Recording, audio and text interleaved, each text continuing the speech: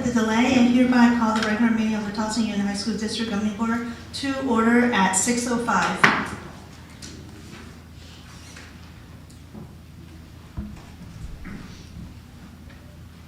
Roll call, please. Dr. Luna Najera. Here. Mr. Del Palacio. Here. Mr. Romero Ortega. Here. Ortega Romero, sorry about that. Mr. Chapman. Here. And Ms. Sun. Here. Thank you. Please join me in the Pledge of Allegiance. Please stand. I pledge allegiance to the flag of the United States of America and to the republic for which it stands, one nation, under God, indivisible, with liberty and justice for all.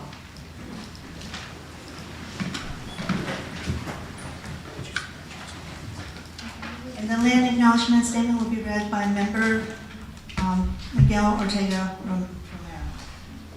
The Tolleson Union High School District serves 14,000 students with 15 indigenous communities represented throughout our 7 high schools.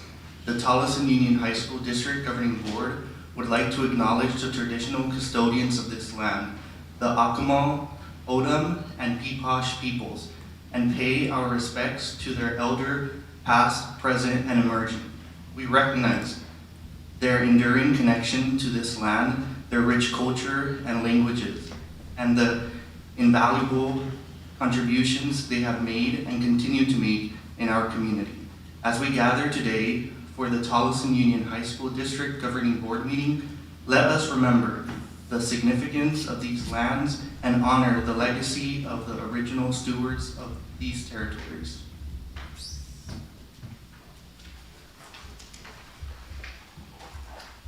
Now to the approval of the regular agenda. I hereby motion to approve. Can I have a second? Second.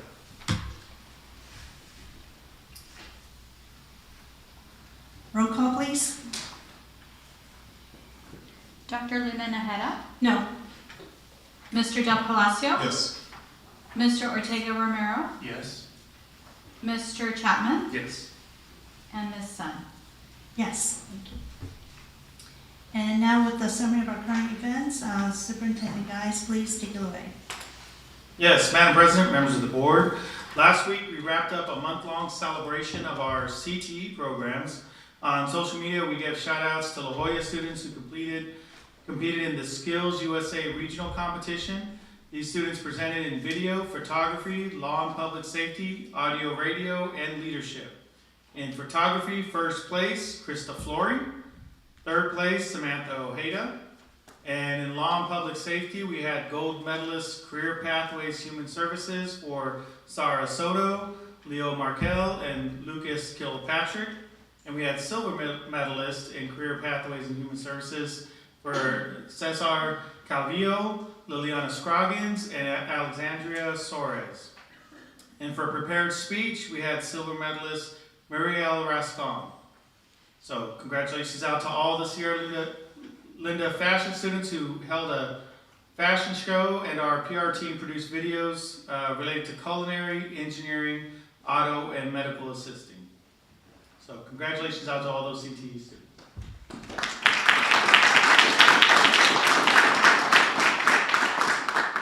And to celebrate the importance of Black History Month, we showcased district leaders and teachers on social media, including Tolleson Union Athletic Director Ray Perkins, La Jolla Theater teacher Mia Johnson, and West Point Leadership Academy Director Peter Washington. You can find these videos on our Instagram and Facebook platforms. And staff and students at Tolleson Union and University High Schools visited Disney's Imagination Campus in California, where they learned about leadership the Disney way. Clubs represented included Student Council, Disney Club, National Honor Society, HOSA, and DECA. At Copper Canyon, sophomores had a very important guest on their campus last week, Charlotte Edelman. As a small child in France, Miss Edelman was separated from her father and her brother while her mother died in Auschwitz during World War II. She shared how she survived persecution by hiding alone in a cellar for 9 months. This is the second time Copper Canyon students have been privileged to hear her story, and Ms. Edelman will no longer tour after this month. We are honored that our students had an opportunity to learn from from Living History. And in sports news, we had 3 students place in the AIA State Wrestling Championship. Isaiah Hughes from Westview placed 6th in the 144-pound weight class. Asia Dansby from Tolleson Union took home 3rd place in the 165-pound weight class. And Araya Clark from Sierra Linda is this year's runner-up in the 235-pound weight class. So congratulations out to all these athletes.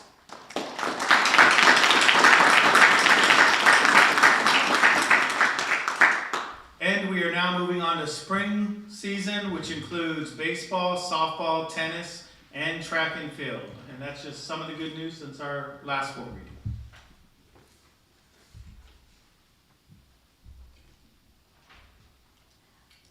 Okay, so for my fellow board members, any updates? Member Dr. Luna Nahara.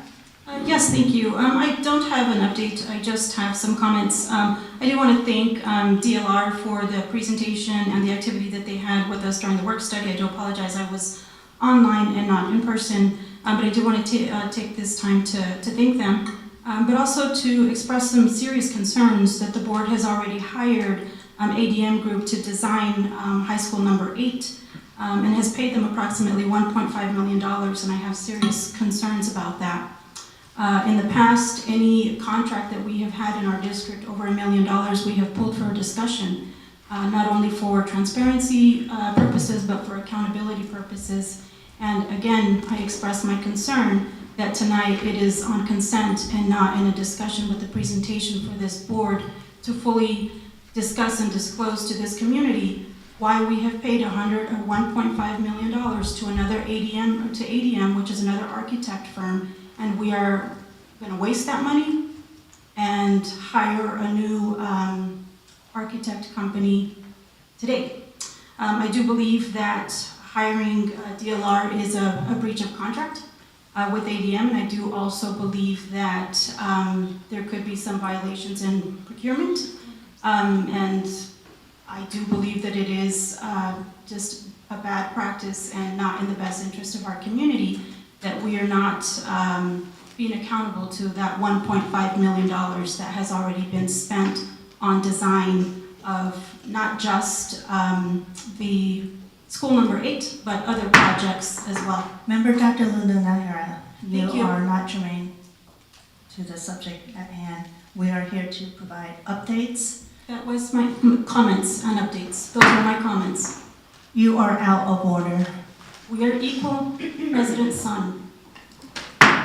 You are out of order. We are equal. The only difference is that You have are a out of order.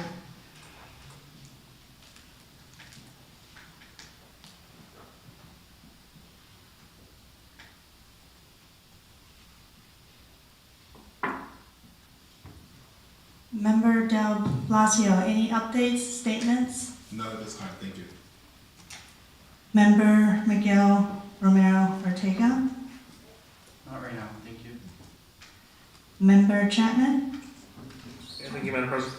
Just real quick, just continue thanking everybody for the work we've been doing. We're now in March. It's been slow and fast all at the same time. And I know we got a break coming up, so hopefully everyone gets a chance to rest and enjoy some free time outside of the classroom or the office. And with that, thank you.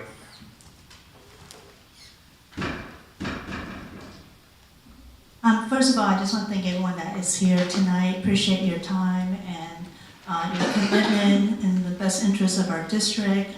We have some comments that were made earlier that is not germane to the topics. Of course, if any members would like to make a statement with a subject matter, please direct that to the president, myself, to be recognized, and we can move forward. So with that said, we'll be moving to the celebration section, and it'll be the Westview High School Superintendent guys. Please take it away. Yes, Madam President, I'd like to invite up our proud principal of Westview, all in blue, Miss Natalie Quinones. All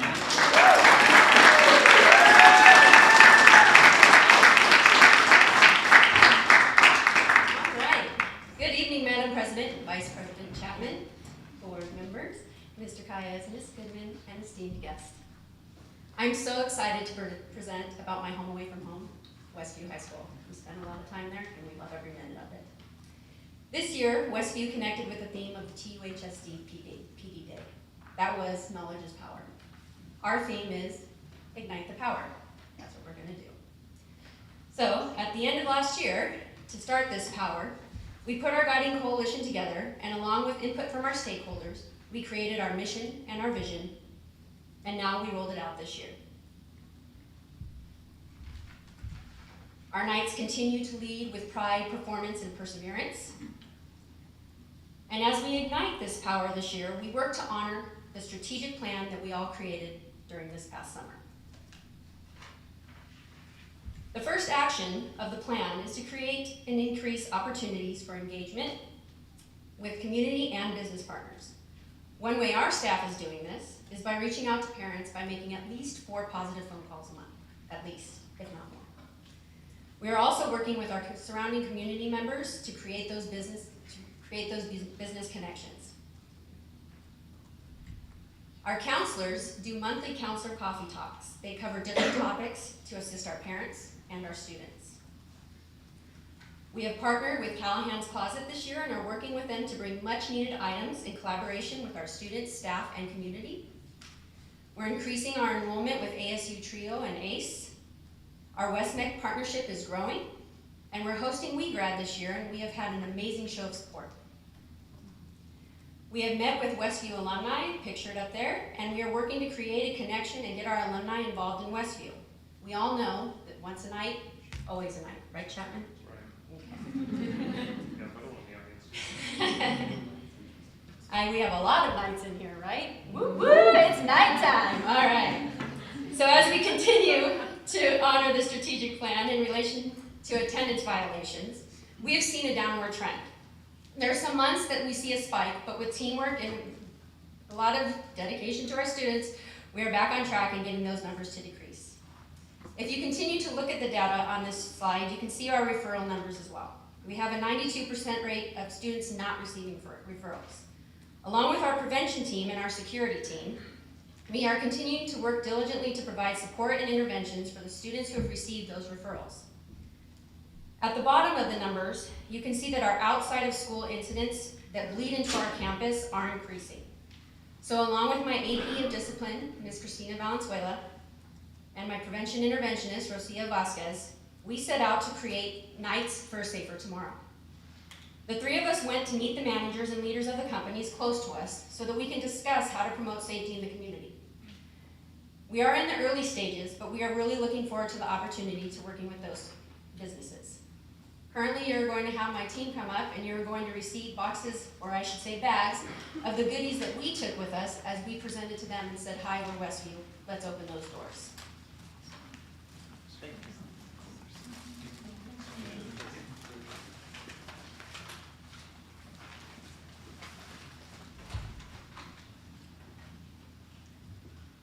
Our campus, we continually work to assist our students every day, and of course, that takes a village.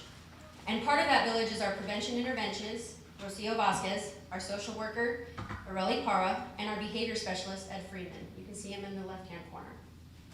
They work every day to provide that place for students to go, a place where students feel heard, and they know they have somebody they can count on. Our SRO continues to build relationships out on campus and in the community. He works hard to keep us safe and promote school and community connections. And now, along with the SSO grant, we're fortunate to have 2 police officers that assist Westview when needed. Continuing to honor the strategic plan, we're committed to increasing the percentage of proficiency in ACT for English and math. To achieve this goal, we have created an ACT committee dedicated to providing weekly ACT classes in all subjects and promote the use of data to develop targeted enrichments and interventions. With our 21st Century program, what we call Beyond the Bell, we run what we call Crush the ACT Initiative. This program operates Monday through Thursday with a certified ACT teacher on hand to assist our students. Additionally, we have initiated a 6-Saturday ACT prep course. In our ACT prep course, we further support our student growth and we get them ready for the upcoming test. Here's a look at our data over the years. We've experienced some fluctuations, but through continuous use of data collaboration, we strive to improve our scores. This area remains a primary focus that we work tirelessly to enhance our expertise, and we want to elevate student proficiency.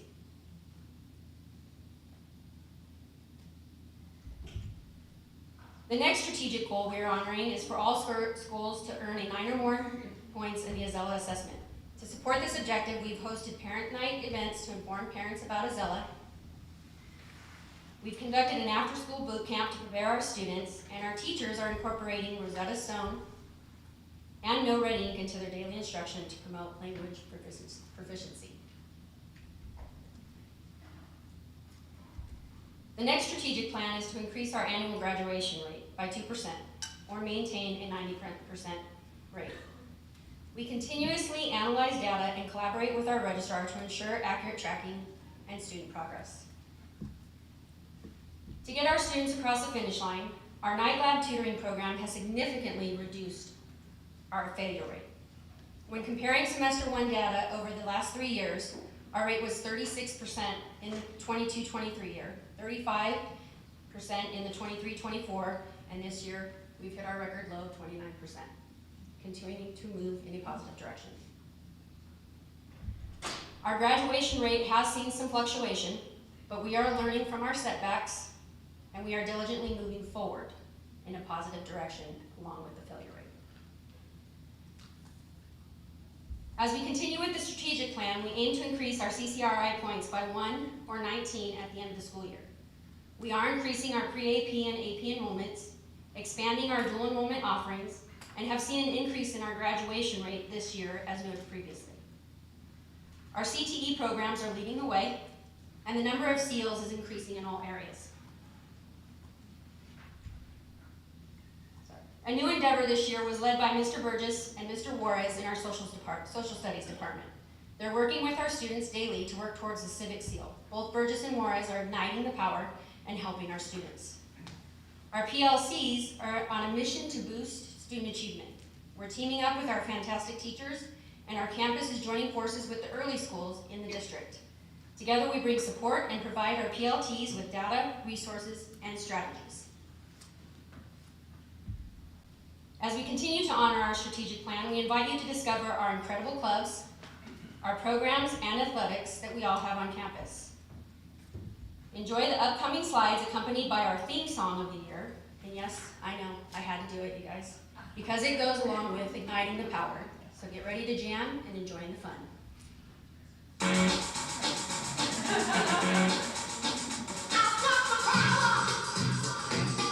Yeah. Careful, guys, I might.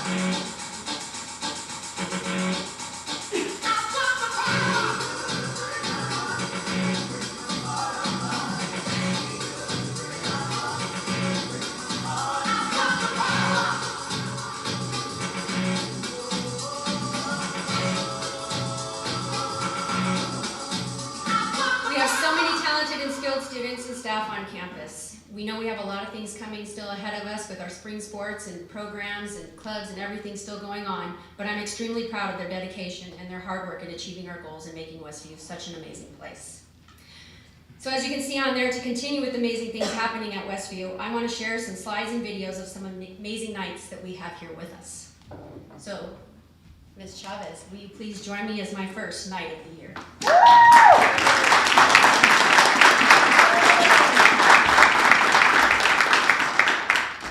Ms. Chavez is a senior and she's getting ready to go as she leaves us, but I want to make sure that you guys hear about what she's done on our campus from some of her fellow students and our staff. Hi,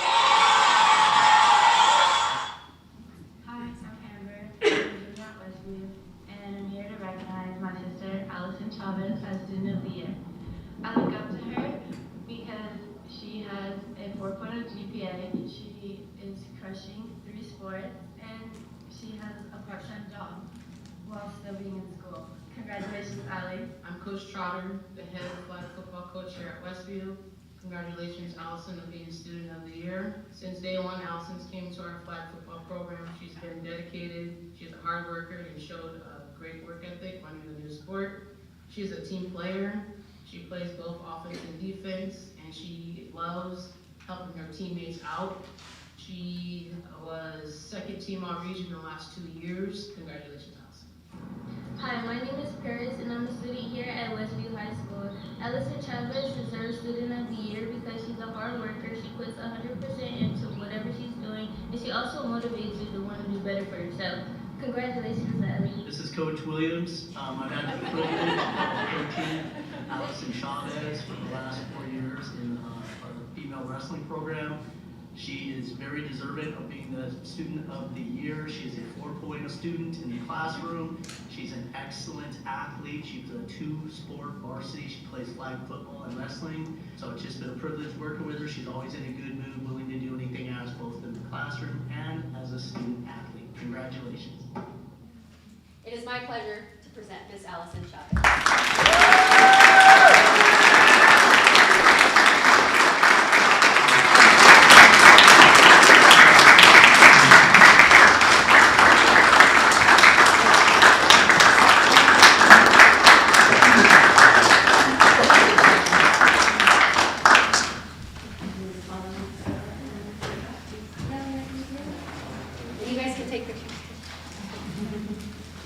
All right, and our next night of the year will come up, and oh, there he is, Gustavo Martinez Valenzuela. Will you join me, please, sir?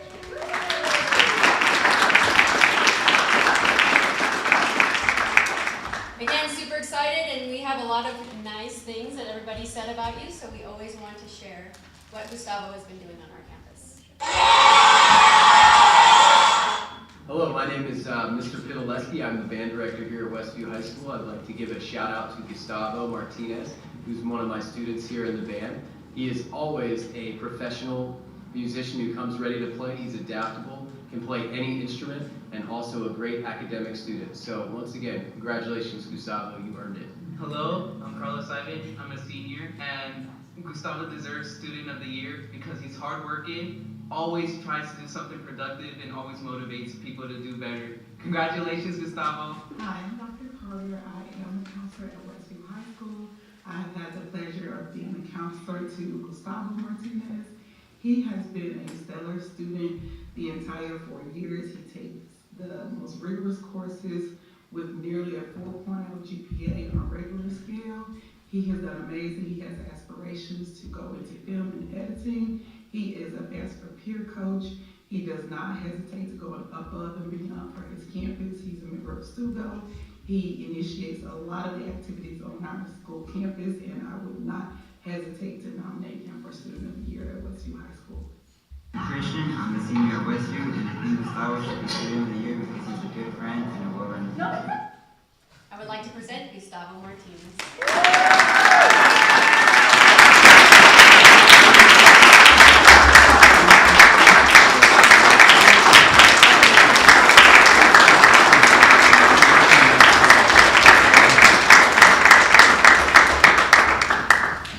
Wonderful students, wonderful, wonderful. Now I'd like to bring up our classified night of the year, our ESS Administrative Assistant, Estella Matondo.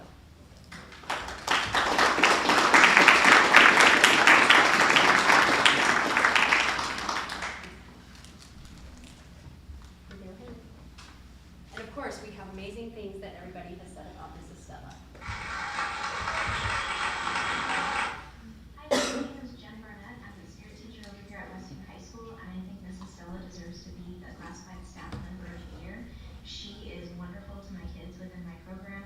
She always makes sure that she's finding them jobs, giving them authentic experiences, and whenever we have breakfast Friday, she always makes sure she gets the leftovers, and they really appreciate that. So she really deserves to be the classified staff member of the year because she really goes above and beyond for all the students in our department. Hi, I'm Lydia McBride, the ESS Department Chair here at Westview High School. I'm here to celebrate Estella's accomplishment in receiving Classified of the Year. I'm just so proud of all of her efforts. She has been a tremendous support to the ESS department with reaching our students, our families, all that she does for our staff here at Westview. We couldn't do it without her. Estella, you are amazing. I think Mrs. Stella is the most kind, sweetest, and most providing person I met throughout the month. She provides me with stuff she gives me, and I help her, and I know that this will go on and on until the rest of the year. Love you, Stella, love you. Mrs. Stella Atondo.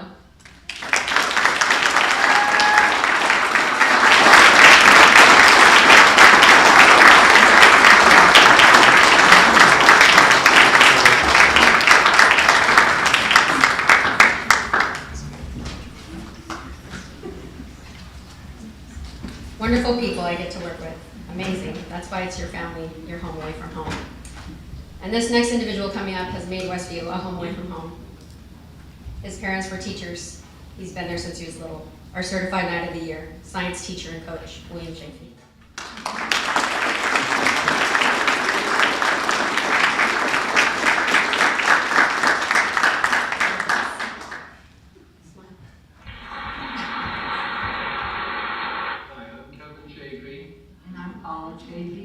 William Chafee's mother and father. And some of you know us, because we used to work here for many years. So we're proud of him. Congratulations, Willie. It's an honor to get this, and I know that you'll live up to the standard. And I'm here, he's called William. Chafee. He's stuck with Willie with us. I'm Tolleson, a senior at Westview High School. Hello, I'm Tatiana Brown, a senior at Westview High School. Chafee deserves Staff Member of the Year award because he's very engaged with the students and is just a phenomenal teacher. And that is Coach Chafee, always pushing us to the best of his ability and creates so many laughable moments for us. Congratulations! My name is George Burgess. I work here at Westview High School in the history department. I've had the fortunate, lucky experience to work with Coach Chafee, football field, wrestling, classroom. Just want to say congratulations. Nobody on this campus bleeds the Westview blue like Coach Chafee. He has been here since he was a little young kid in diapers. So he spent his whole life here as a toddler, graduated from here, and he instills that passion now when he deals with kids here on our campus. So congratulations, Coach Chafee. Hi, my name is Maurice Khan. I am a junior in Westview High School. Chafee should be Teacher of the Year because he's a hard worker and an easygoing teacher. I'd like to present William Chafee.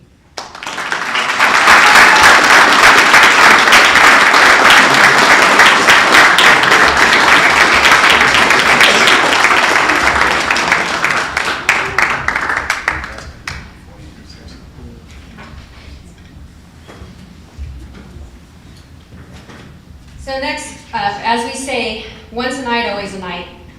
Don't worry, Mr. Chapman, I won't do it to you this time. But I am going to showcase some alumni, as we've been asked to say, where are they now? So here I have Zach Hall, a WHS alumni from 2005. He has a couple things to say. Hi, my name is Zach Hall, class of 2005 at Westview High School. Today I'm sharing this video with you from Luke Air Force Base, where for the next 2 years, I'm serving as an honorary base commander. This really means a lot to me. Part of my story that I like to share is I was born and raised here on base, and as a community leader, this is an incredible opportunity to give back at a place that means so much to me. After I left Westview, I transferred over to Phoenix College. Did 2 years over there after Mr. Ken Mattern, who was my business teacher, inspired me to go to Phoenix College and participate over there, and then transitioning over to Arizona State University on the Poly Tech campus. I spent 13 years working in pro sports, and because of Westview and our Blue Crew and our passion and enthusiasm for our sports programs, I took that over to Phoenix College in Arizona State, where I participated, supporting student government and athletics over there, which then helped me get that job in sports. That changed my life. Working in sports meant a lot to me, getting a chance to give back to this community through the vehicles of the Phoenix Suns and the Diamondbacks. So very proud to be part of this community, very excited for our 20-year reunion this year. We plugged back into Tolleson High School District. As you know, once a night, always a night. And you know what time it is? Time to go, but it's also nighttime. Yes, it's nighttime. He's also a published author, so at this time he wanted to present some books to you, but we have our staff here to do that for you. So here's some books.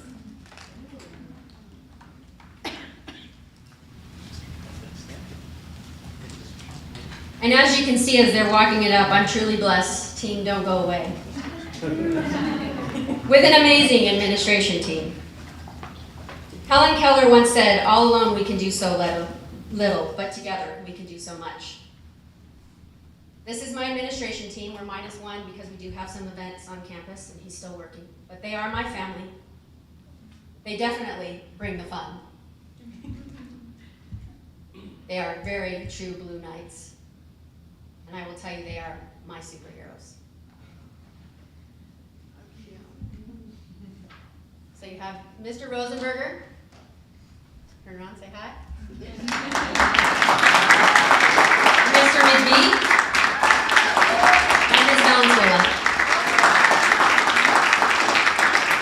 I thank you for this opportunity, and I would like to let you know that I love that Westview family away from home, my home away from home. So any Westview family, if you're here, if you could stand up because you guys deserve a hand.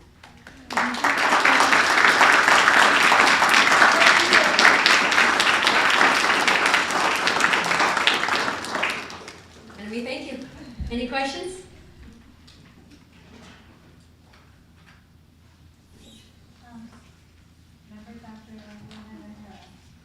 Yes, thank you. Thank you, Ms. Quinones, for a wonderful presentation. Gosh, the music got us going there. Thank you so much for that. I do want to thank you for your hard work and your admin team. I know that it does take a team to make everything work smoothly on your campus as much as possible. And so hats off to your administrators who show up every day and do the hard work. Also to our teachers and staff who come to school prepared in order to help our students be successful. I want to congratulate the students of the year, Gustavo Martinez Valenzuela and Allison Chavez. Congratulations. I wish you the very best, and I hope to see you featured on where you are now a couple years down the road. So come back to us and let us know what you're doing. You will do great things. To Ms. Atondo, thank you so much for choosing the Tolleson Union High School District to share your talents and your patience and your love to our students who are very vulnerable and need it. It's much appreciated.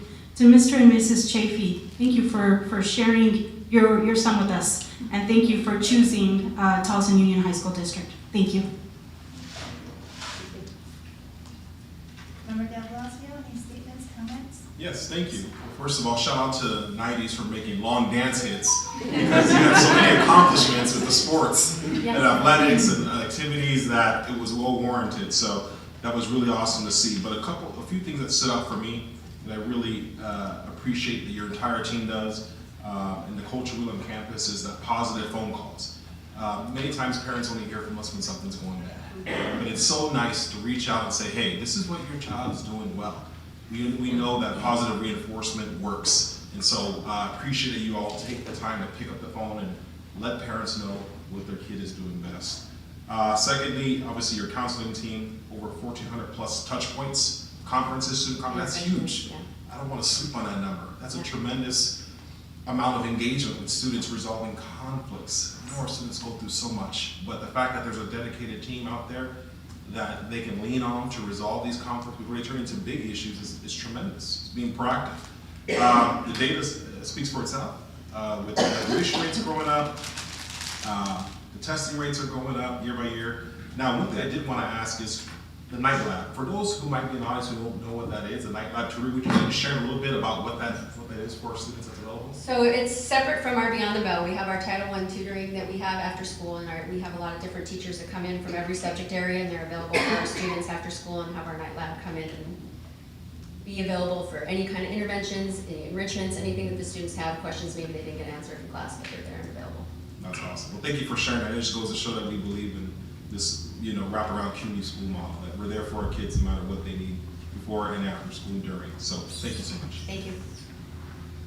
Thank you, Member Del Blasio. Member Miguel Ortega, you have any comments, statements? Yeah, so a couple things that resonated with me was, as a proud ACE program alumni, I cannot say enough that that program really does set you up for success. So, the percentage increase in that is amazing. Also, some things is, ACT, the growth there is also really good to see. Azella graduation rates.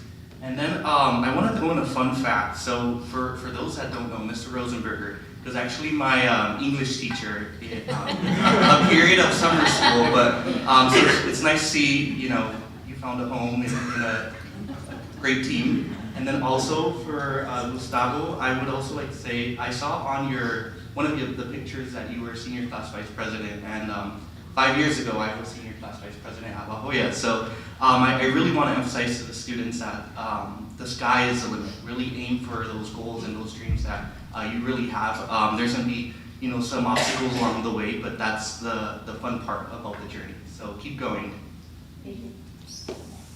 Thank you, Member Miguel. Member Chapman, comments, statements, questions? Obviously, thanks for not including a photo of me, like last time. But no, tremendous work, you and your team. Thank you all. The staff at Westview, obviously, a little bit of firsthand knowledge, exceptional individuals that have been there. The Chafies were there during my time. Welcome back. Everyone on the back there. I appreciate all the data. I like the programs you're putting in place. I like how you're incorporating the strategic plan, focusing on it. Our schools continue to put our students first. We're seeing the growth. I appreciate all the work you're doing. Also want to thank and congratulate our students and staff of the year. Tremendous examples of our fellow Knights. But I also want to share appreciation and thanks. I know we have family of our students and staff members, so if you're here, please stand up and be recognized for your support of our students and our staff members.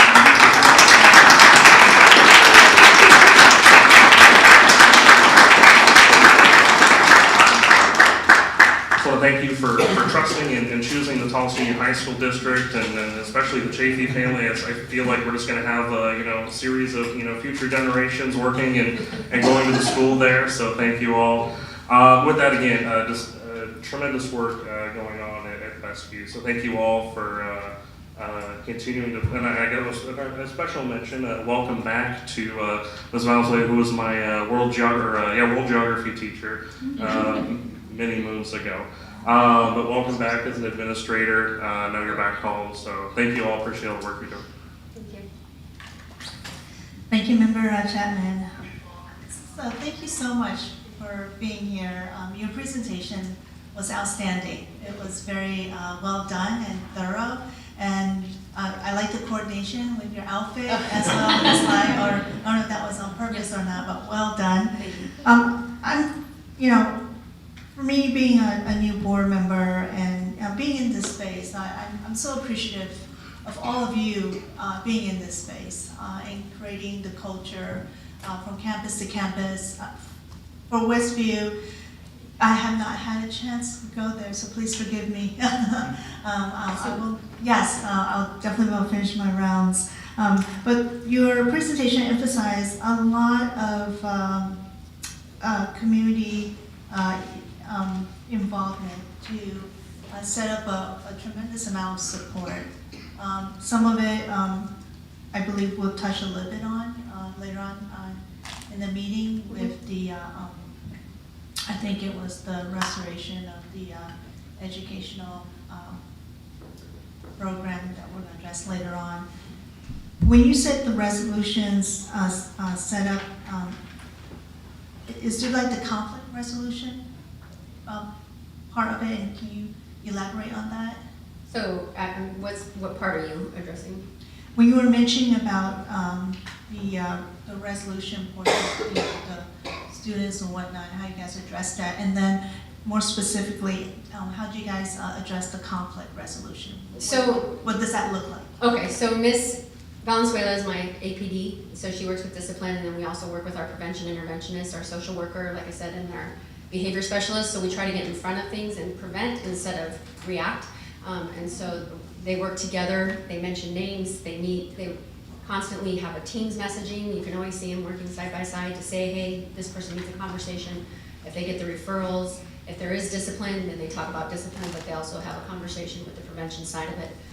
So it's just that whole teamwork of having a place where they can go and have conversations instead of, like I said, reacting. We want to be proactive. No, very nice. Thank you for that explanation and statement. So with the, you mentioned about after-school tutoring. How's that different with the credit recovery program on your campus? And is there enough expert matters, for the subject, what the students need? Is that kind of, you guys have that planned out, and how does that look like? So that the tutoring after school we have, yes, we look, so our Title I coordinator works with that, and he works with each of us. We cited the data for the Fs and where students, and they'll get individual passes so that they know to come. We have teachers there that are meeting each of the content areas so that they can get help in any of the content areas. It's not just one or the other, so they can come down and meet and get that taken care of. And then that's separate from our ACT, because that's different committees and a different line of work. Thank you again. You guys have an amazing team. I love that community spirit. It takes a village. You guys are definitely a strong, village. And again, thank you for everyone that's here from Westview, your attendance, and those that received the award for the Student of the Year as well as Staff of the Year. Once again, if you could stand up, we can give you another, standing ovation and recognition. Thank you so much.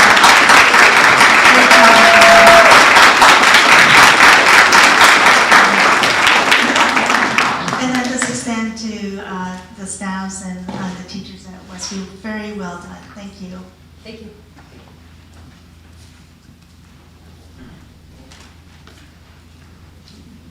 Okay, with no further comments from the board, we will be taking a 5-minute break and we will reconvene then. Thank you.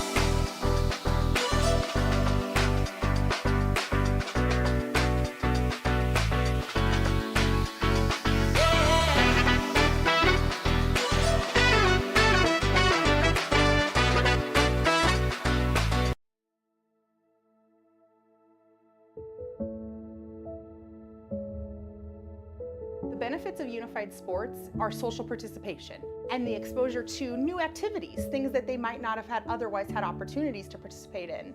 When we build our equipment and our kids who can't typically participate are able to do something independently, the joy that they get from doing that activity for the first time is incredible. I didn't really like playing in front of people in the beginning because I thought I wasn't good at it. And then once I got used to playing in front of people, I got a little bit out of my shell, and now I'm comfortable playing with other people.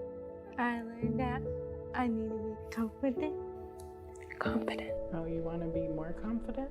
Yeah. You learn to be more confident? Special Olympics has had such an impact on the Arizona community as a whole because we are really focused on community for all. It doesn't matter what kind of situation you're in, what is your disability. We are really here for everybody, making life happen for everybody, making fun happen for everybody, because sports are fun. We've been playing like different kind of sports like volleyball, and we played this one game. It's called we wear these like uniforms and stuff like that. Like whoever had the ball, you stop, and we throw it to our teammate. Now we just actually legit play badminton day. We been training super hard that day. Funnest, most happiest people I've ever seen in my life.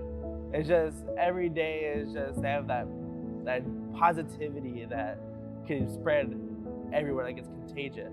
Unified Sports benefits students with and without disabilities in just so many ways. You see them come into the class at the beginning of the year and they're very shy, not very aware of how to act or behave, and then you just see these relationships blossom and then grow, and they truly do become like a team, and they're super close, super tight, and our students really do show really great examples of this throughout competitions, is really supporting those that do have disabilities and just having those friendships and building that support and having that support for one another. I really enjoy dancing because I learned that when the first time I danced, I was shy, but then I realized that dancing can be not just about dancing, it can be about making memorable memories. During these past few months of the year when we started, I feel that the most memorable moment is when we all started playing, not knowing what we were doing, but we still figured it out in front of everyone. We love everything unified, bringing people together, athletes, partners, giving them that normal experience of a team. And as a district, we came together and said, let's plan these events, district events. At first, I was coming into it not knowing what to expect, and I feel like that's most cases for like things that you haven't tried before. But I definitely feel that I've grown so much with it. I've learned a lot, and it's something that I want to do more with. Like I want to be a part of my future. I think that you can look at the footage of students and see the smiles on their faces and know that what Unified Sports is offering those students in general is a great deal of independence, success, and joy. I think you can look at any single player and be like, this program is making a difference. I think the partners too, like for sure, they get really excited to learn about our switch stuff and all the equipment we use, and then encouraging their athlete to participate. So I think it's a growing and learning opportunity for them that they really enjoy. Join it because it's something where you're going to not only learn how to play a sport, but you're going to learn social skills with different people, knowing that when we go out into the real world, it's not just going to be us, it's going to be other people. And they're no different than us, but it's just showing that we're going to have that type of connection with special education than just gen ed kids. I don't know, I just think Unified is one of the greatest programs that high schools can offer, and I hope that we are able to have more and more Unified classes that not just cater to Unified Sports, but then cater to all different opportunities and interests. So hopefully our program just continues to grow.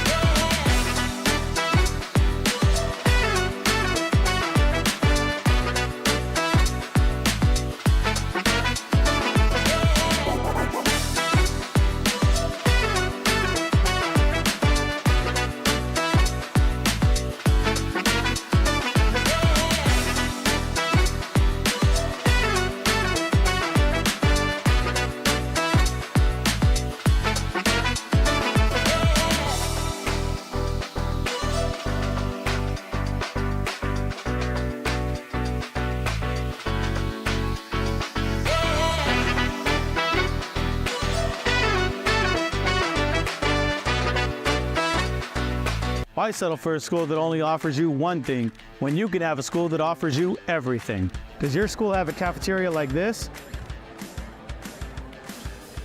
Or a performing arts center like this? Or a football field like this? Or an innovation center like this? Forward march. or a path to the military like this, or a career and technical education program like this?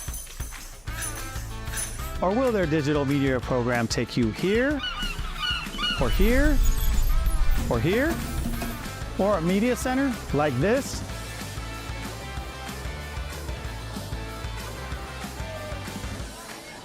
You can find all this and more at the Tolleson Union High School District. Enroll now.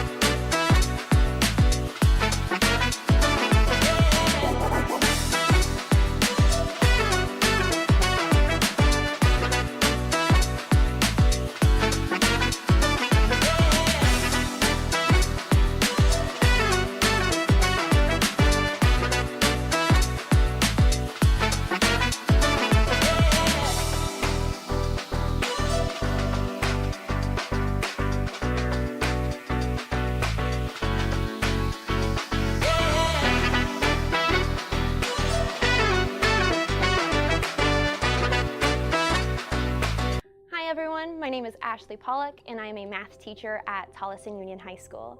I'm here to talk about an important opportunity coming up, the ACT exam on October 22nd. The ACT is the key exam to determining how prepared you are for college, but also opens doors to scholarships and any other financial options. The ACT will also help you jumpstart any current plans you may have for the future, whether that's college, starting a career, or any other potential options. The ACT will also help you better prepare for your final attempt happening in March this year. But it's not just about you. Your performance also benefits our school and our entire district. When you perform well on the ACT, it shows how committed we are to academic excellence.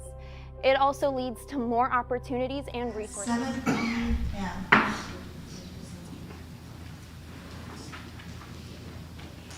And now we'll go to the public participation. And before we have our guests to the podium, I'd like to read the public participation verbatim. All regular and special meetings of the board shall be open to the public. The board invites the viewpoints of citizens throughout the district and considers the responsible presentation of these viewpoints vital to the efficient operation of the district. The board also recognizes its responsibility for the proper governance of the schools and therefore the need to conduct its business in an orderly and efficient manner.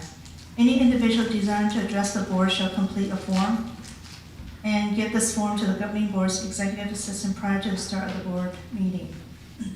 This is the time for the public to comment. Governing board members are not permitted to discuss or take legal action on matters raised during the open call to the public unless the matters are properly noticed for discussion and legal action. However, the law permits governing board members to do the following at the conclusion of the open call to the public. A, respond to criticism made by those who have addressed the governing board. B, ask staff to review a matter. Or C, ask that a matter be put on a future agenda. In order to facilitate accomplishing the business of the district in a timely manner, a time limit of 3 minutes will be imposed for each individual or group addressing the board. When you approach the podium, please state your name for the record.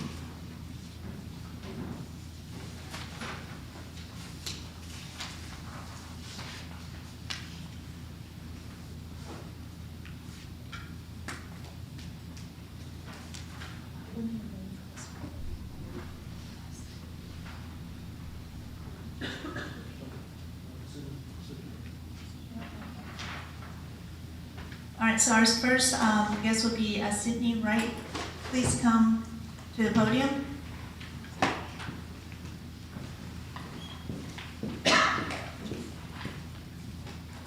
Good evening, President Sun, Vice President Chapman, Superintendent Caius, and members of the board. My name is Sydney Wright, and I'm a teacher at Westview High School.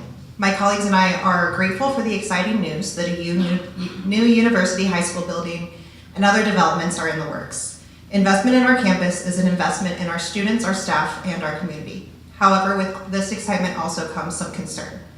We have seen new buildings constructed on neighboring campuses without meaningful teacher input, resulting in decisions that do not fully meet the needs of the teachers and students who use these spaces daily. I witnessed the construction of a science building at Tolleson Union High School that lacked enough space for all of its science teachers, ultimately displacing some of those teachers from their own department. In fact, when I was employed at Tolleson, I was the teacher that got left out of that building. I also watched the construction of multiple buildings designed with large open windows. While these are aesthetic and modern in appearance, they raise serious concerns about safety. Teachers in those buildings were left wondering how they would protect their students in the event of an active shooter situation, an unfortunate but necessary consideration. No one understands the needs of a classroom better than the educators who teach in them every day. From ensuring silence labs are designed for both safety and functionality to making sure general classrooms support modern pedagogy and security, teachers must be involved in these conversations. We are the ones who will be using these spaces to deliver quality instruction, facilitate collaboration, and keep students safe. So far, teachers have not been asked for feedback on any plans for the school. In fact, we have not been provided any updates on any building plans. As plans for this new school and other additions move forward, I strongly urge the governing board to prioritize teacher input in the decision-making process.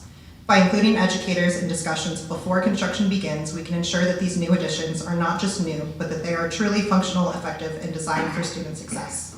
Thank you. Thank you so much. Appreciate you, Sydney. Next on our list will be Diane Amaro.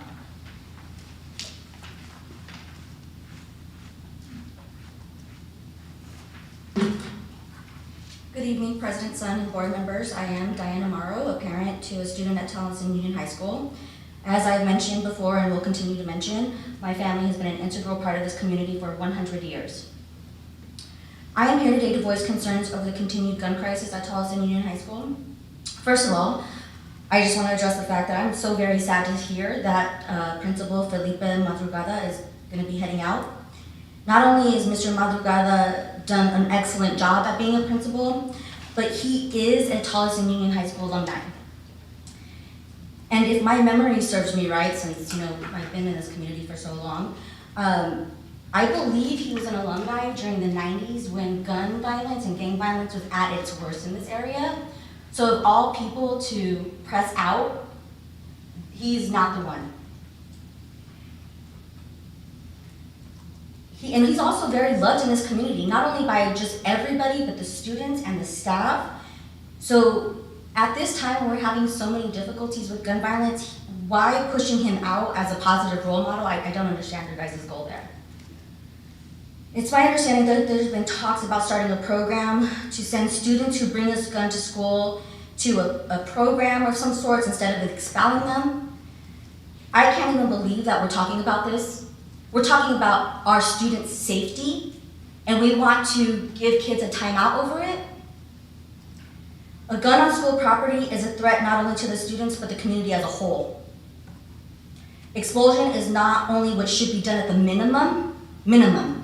Every student, you bring a gun, you're out. No questions, there's not a discussion. A gun is a lethal weapon.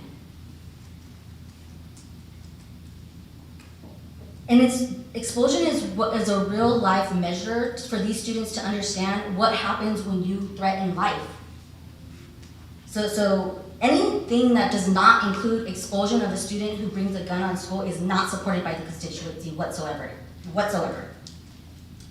Now hearing that the board is spending $1.5 million on an architect and not involving the community, I mean, the teacher said it best. You guys are building buildings for students in schools and you're not involving none of us. And then guess what? It doesn't work. Now you've wasted our money. I've been spending my time reading the Arizona State Board of Education's rulemaking policies and procedures.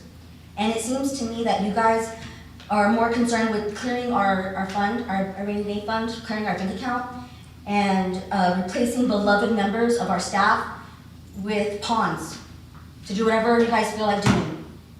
And you guys say this speech at the beginning of every one of these meetings about servants to the land and the people that have lived on this land, but you guys are destroying it. Individually. You guys are destroying it. Thank you. Thank you, Diane. That was a great job in your comments. Our next speaker will be Melissa Grimshed.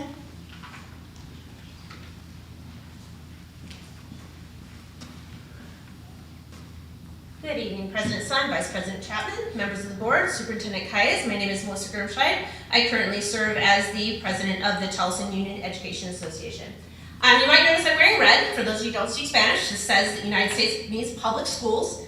Today has been declared a day of action by the National Education Association, and we in TUEA are celebrating by wearing red and also sharing our message on why we think public schools are an important part of our communities.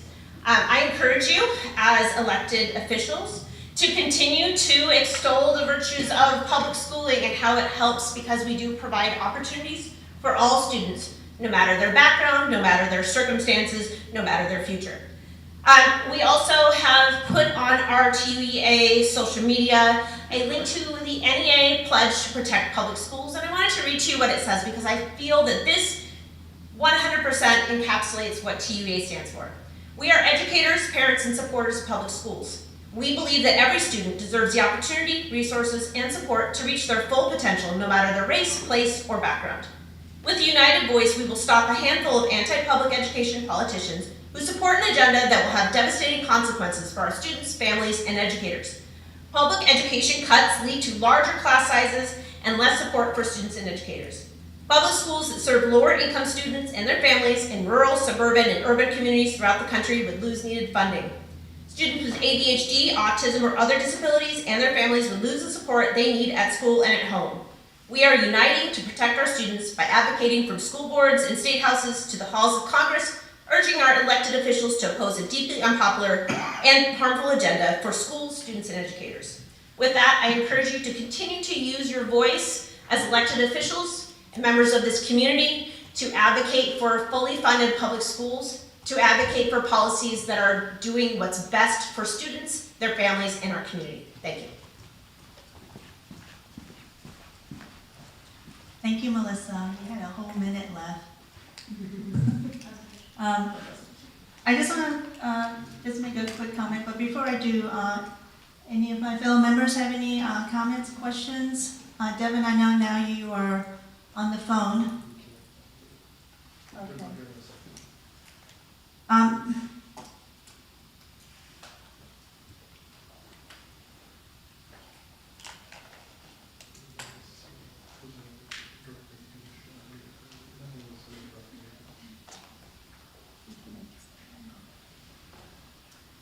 All right, so we'll move to the information discussion item on Restorative Educational Pathway Program. Superintendent, guys, take it away. Yes, Madam President, members of the board, I'd like to invite up Mr. Derek Tolleson to speak on the Restorative Educational Pathway Program.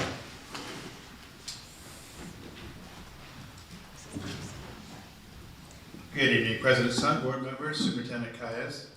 I come to you tonight hoping that as I go through this, I'm able to give credit where credit is due and recognize the people to the depth that they put in their daily work in this endeavor. As we look at our interaction with students through the operations department,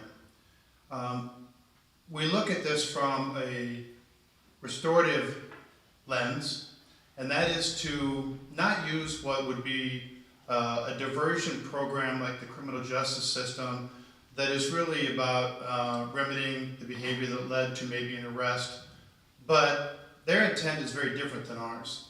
They do want to get to the root problem to not have that school to prison pipeline. They want to make sure that they don't label students and give them a preconceived notion of who they are over a single incident. But those diversion programs are very reactive, and as Ms. Quinones so politely teed this up for me this evening, we are a proactive district. We're not a reactive district. And our version of what you might say of diversion is really our restorative pathway that we use for restorative education and restorative justice. It's so much more than a diversion, because as much as accountability is important, if you don't have supportive interventions and supports, along with those consequences, you may not get a change in behavior. It may seem as punitive, where those students feel like they're being punished and they don't enjoy that learning environment anymore. They don't want to exist in that. And so they choose a different path which may lead to that criminal justice system. But in TUHSD, like I said, we've taken on a proactive approach. We've really pushed into the MTSS system this year, which I'm going to touch on briefly. I know there's been presentations over a couple of these items before, but they're worth reviewing because it is the foundation of what we do. Our multi-tiered systems and supports really have 4 qualities. We have our interventions and supports academically, and that's that differentiated instruction. Our OLOS department is 100% running interventions every single day and talking about good instruction. Systemic and sustainable change. We have our strategic planning. We have our goals. We have our PLCs, where our principals leading that change at the sites, working with the, as you guys heard earlier, working directly with teachers and department chairs. We have integrated data systems where really the schools, district, and the sites are working together to assess that data to lead to change. But the part that I want to focus on this evening as to how we work with our students when poor choices are made is really the foundation is our positive behavior support. This is really about building relationships, working with them as people. The key to the MTSS system is the whole child. And you can see the umbrella on the right. We're dealing with the social emotional part of the child, the academic part, the behavior part, the attendance part, the engagement part. That's why you heard them talk about this evening, Ms. Quinones, again, just so accurately described engagement, a belongingness, and finding that classified person of the year connecting to a student. But we emphasize the whole child. And the way that that works is really the foundation of our behavior part of MTSS is the PBIS strategic system that is research-based. It's tier 1 and tier 2, tier 3 interventions and supports, which again, we have discussed this in depth. We could do a 3-day workshop on this entire presentation, but I know that's not what's desired here. But the tier intervention supports is the key to that behavior change in those relationships. As we look at this, the goal of these interventions, again, is to build the whole child. It's not just learning outcomes, it's not just behavioral outcomes, it's about belongingness, it's about conflict resolution, it's about coping, it's about problem solving, it's about recognizing your situation if it is to occur again, and having those skills to successfully manage that situation. And so, really our restorative justice in schools is just an approach to, we'll use the word discipline, but for us it's interventions and supports. It's repairing harm that may have been done by the decision. It's about rebuilding the relationship that somewhere was torn down. We've worked for quite a while in the operations department with Mr. Johnson and all of the APs of discipline, and we like to say there's always a story. There's always a backstory to what brought us to where we are. And based on rebuilding that, rather than punishing the students for their misbehavior, really is what leads to that reflection, improving communication, coping skills, and the problem solving to recognize that in the future. But it doesn't get done if the student doesn't take responsibility for the direction they go. These little quotations on the screen are listed as being restorative discipline in schools, but I want you to listen to these as a human being dealing with everyday life. And that is taking personal responsibility for what we do. What role did you have in the situation? Honestly, what was your role? What is the method of action? How did this situation unfold? What took place? Recognizing what happened is what leads us to recognizing it again. Resolution strategy is what is needed to resolve this while we're here. Community impact. Just don't selfishly look at a situation. How did I impact others with my choice? What steps can I make to make amends for those people or property? How has your action affected you personally? Those questions can lead us to become a better human being, whether discipline is involved or not, but those are what can help us, and our people do that. When I refer to people, I'm talking about hundreds of people in this district that are involved in this, and I don't want to leave people out, and I'm afraid I'm going to do that, but I want to introduce you to the team that I work with at the district office. And I'll say I work with, I'm fortunate to have them in the department, but truly they are running the show.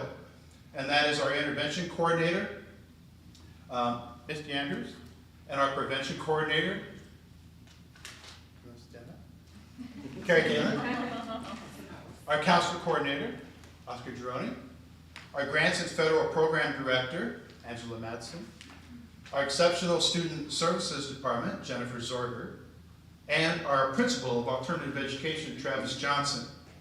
These people manage, run, mentor, educate all of our intervention support teams in our district. They do a fantastic job, but they're mentoring and leading.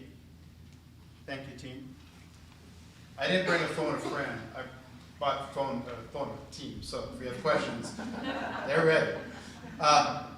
We really need to get to the grassroots of this, and that is these people right here are school psychologists at the site, our intervention specialists at the site. They're putting their hands, their voice, their ears directly to the kids, behavior specialists, social workers, the school resource officers, our counselors, our teachers, and our assistant principals for discipline kind of help manage and lead the entire administrative team.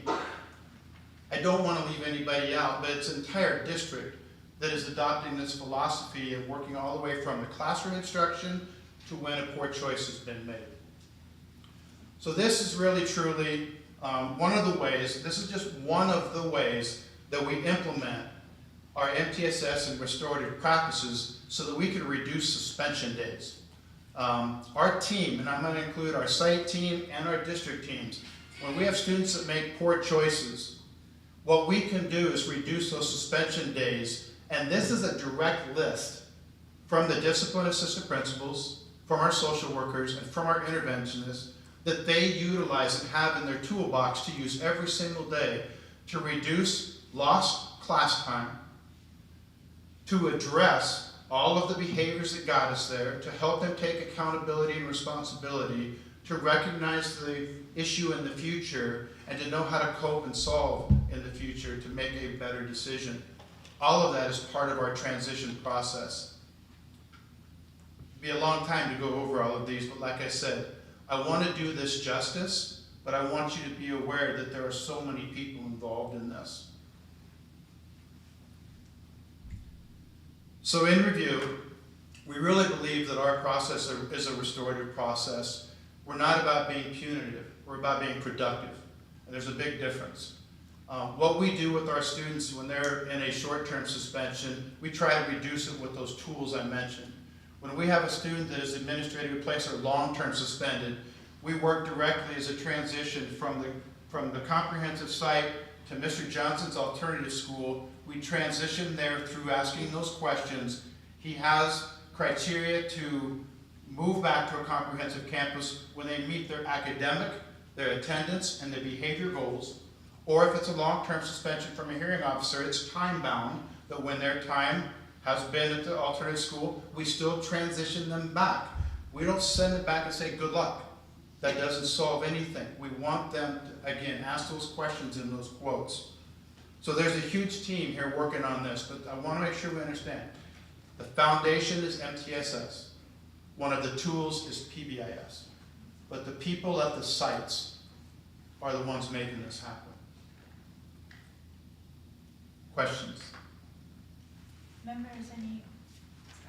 Members, any questions, comments? I have some comments, President Zahn. Proceed. Yeah, thank you, Mr. Tolleson, for a very thorough overview of the comprehensive supports that are available to our students here. I believe I am the only board member on the dais that has actually worked in high schools, 5 campuses.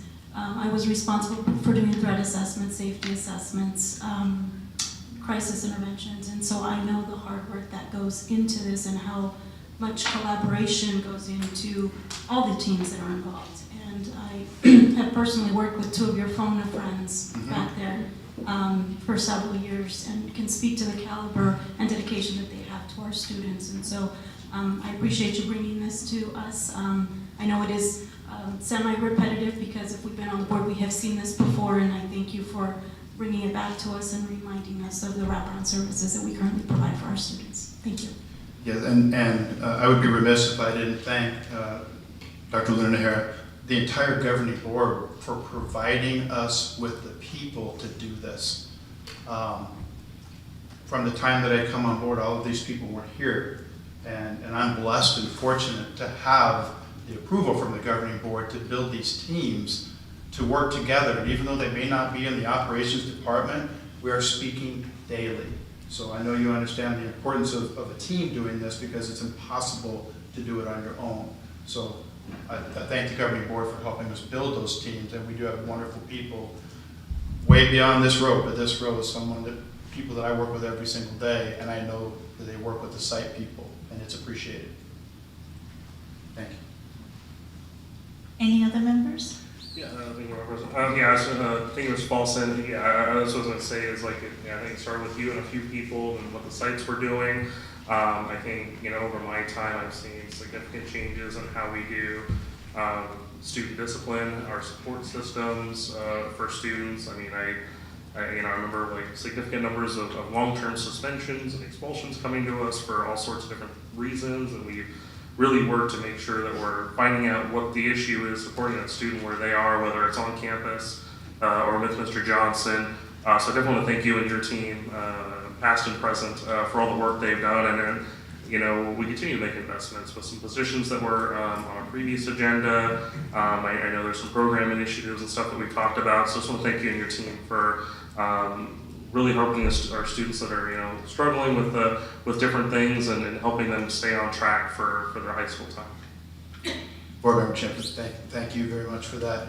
Just a tiny little data that I was looking at and looking for a nugget somewhere, but I can tell you the amount of suspensions that occurred, day suspensions that occurred from August to January was 8%. So the number of suspensions in August, working with all of these tools, we're at 8% of that in January. So we're working on reducing those suspensions, and our teams, they're the ones doing it. They're working with kids at the sites. Mr.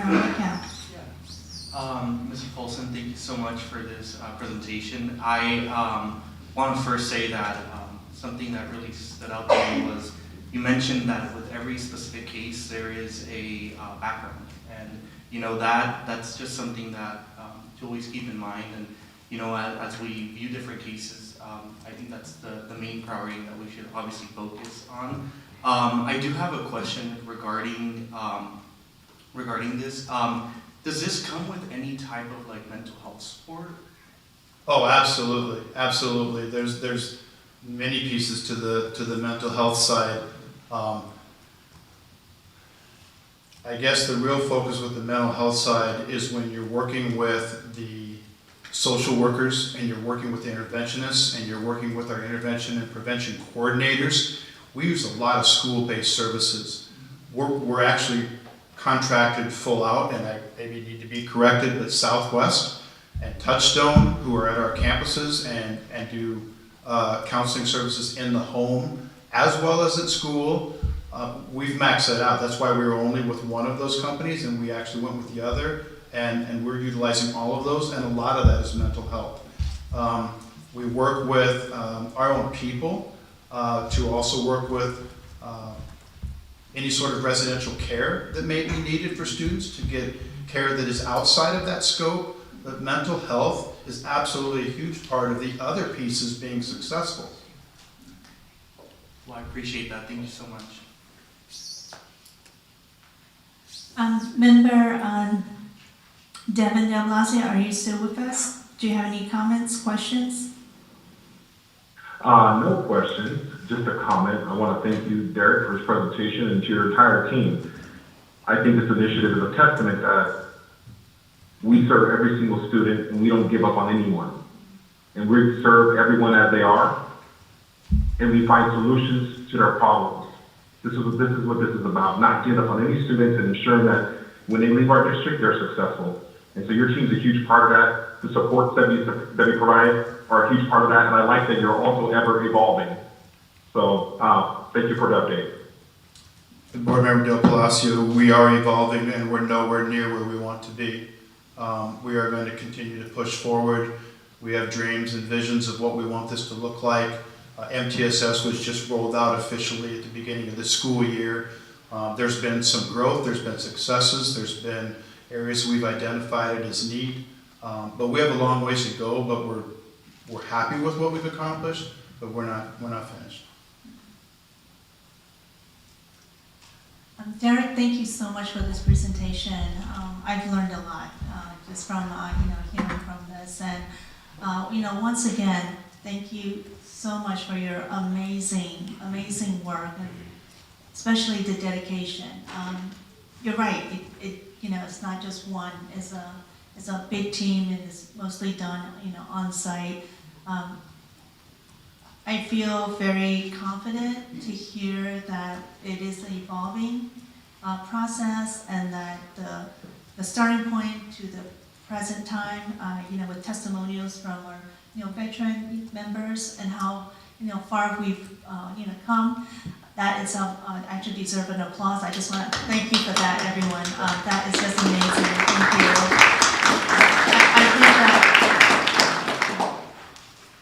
I always feel that every child deserves a quality education. Sometimes they're not as cooperative, and there lies the hard work. I do have some questions about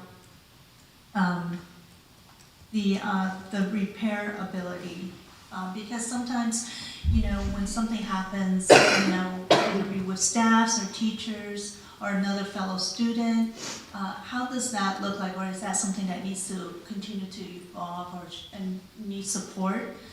Because the reason why I'm focusing on the repairability, that requires like a different take. Is there a set way based on the profession of intervention prevention, or is it something that requires a timeline with steps with additional resources? Like, how does that look or sound like to you, basically?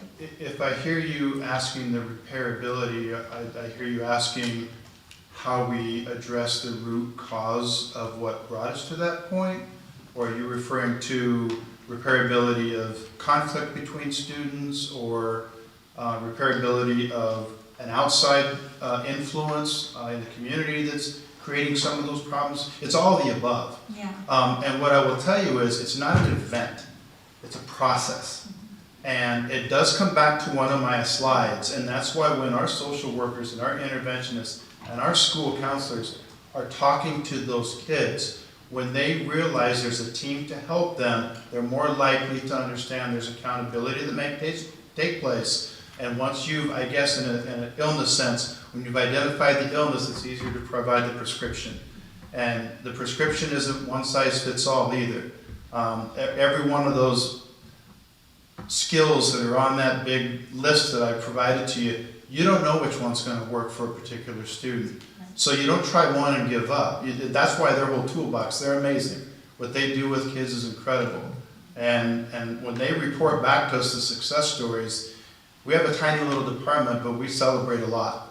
And a lot of that is because of the people at the schools. I mean, like I said, credit has to go where it's due. We can help and support and lead, but they're doing it. And so when you say repairability, we have to believe that every student had something that brought them to this. Maybe we can't solve that issue that creates that emotional scar. But what we can do is help them cope. It can't make it go away, but we can help cope and problem solve as they go into the future to maybe apply that to the other problems. I love the quote screen, because I can use that when I show up every day to work. It doesn't have to be about discipline. Take accountability. How did I impact others? How can I be different? What can I do different the next time? I think that's the repair, but it's a process. It's not an event. No, thank you for that answer. And then just for clarification, let me know, if I'm right or wrong. Okay. Based on statutes, when we have a student that comes on campus with a gun, regardless of how many magazines or not, or parts, whatever, are we in compliance with the statute, the law, to expulsion? I'll review that process just quickly. The hearing officer has the hearing and makes a recommendation of expulsion to the governing board based on the facts presented in the case, and the governing board can accept that hearing officer's recommendation and accept the expulsion for possession of a weapon. So by law with the statutes, we are in compliance. That is correct. Thank you. Thank you again, Derek. That was very, very informative, and I look forward to the evolution of this program. And of course, if you guys, if any members on site that has concerns, suggestions, support, please come before the board. We are here for you. So thank you for being there for the students. Thank you. Thank you. We can clap for that.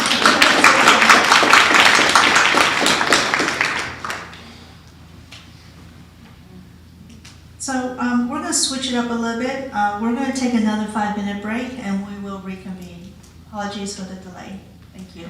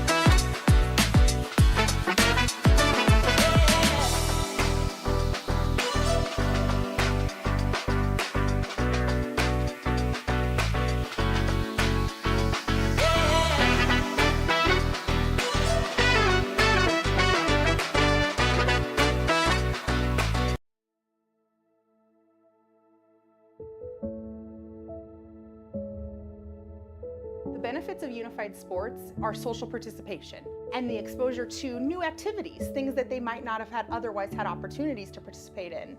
When we build our equipment and our kids who can't typically participate are able to do something independently, the joy that they get from doing that activity for the first time is incredible. I didn't really like playing in front of people in the beginning because I thought I wasn't good at it. And then once I got used to playing in front of people, I got a little bit out of my shell, and now I'm comfortable playing with other people. I learned that I need to be confident. Confident. Oh, you want to be more confident? Yeah. You learn to be more confident? Special Olympics has had such an impact on the Arizona community as a whole because we are really focused on community for all. It doesn't matter what kind of situation you're in, what is your disability. We are really here for everybody, making life happen for everybody, making fun happen for everybody, because sports are fun. We've been playing like different kind of sports like volleyball and we played this one game. It's called that. We wear these like uniforms and stuff like that. Like whoever had the ball, you stop, and we throw it to our teammate. Now we just actually legit play badminton day. Been training super hard that day. Funnest, most happiest people I've ever seen in my life. It's just every day is just they have that positivity that can spread everywhere, like it's contagious. Unified Sports benefits students with and without disabilities in just so many ways. You see them come into the class at the beginning of the year and they're very shy, not very aware of how to act or behave, and then you just see these relationships blossom and then grow, and they truly do become like a team, and they're super close, super tight, and our students really do show really great examples of this throughout competitions, is really supporting those that do have disabilities and just having those friendships and building that support and having that support for one another. I really enjoy dancing because I learned that when the first time I danced, I was shy, but then I realized that dancing can be not just about dancing, it can be about making memorable memories.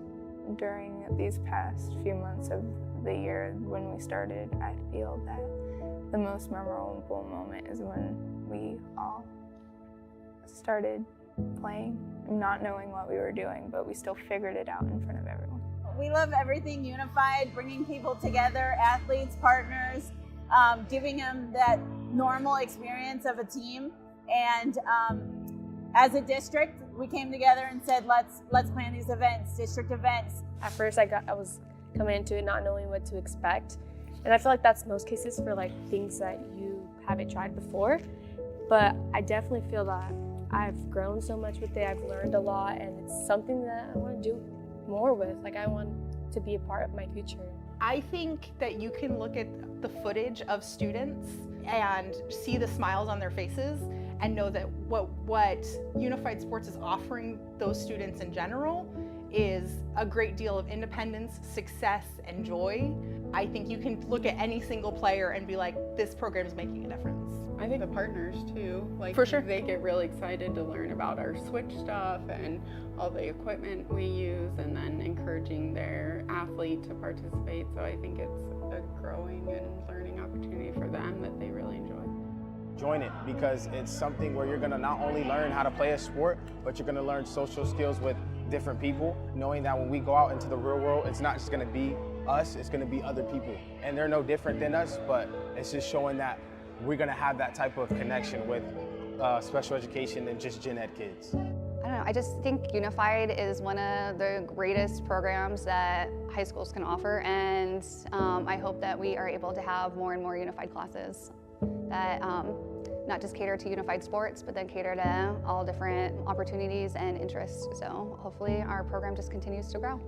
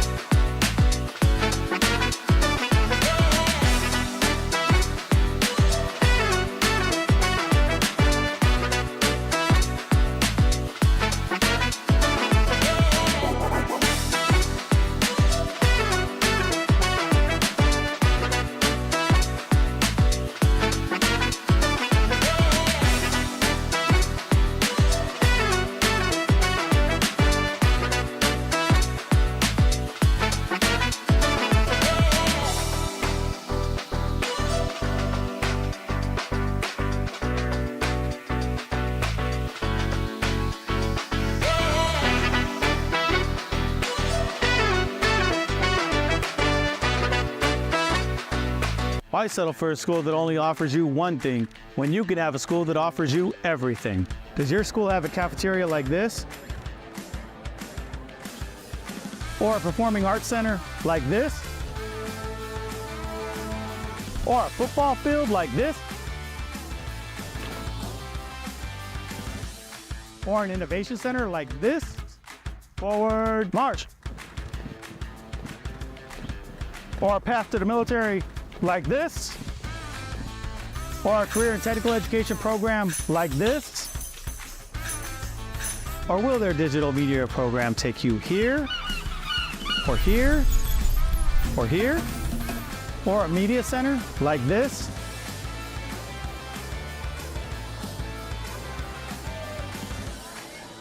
You can find all this and more at the Tolleson Union High School District. Enroll now.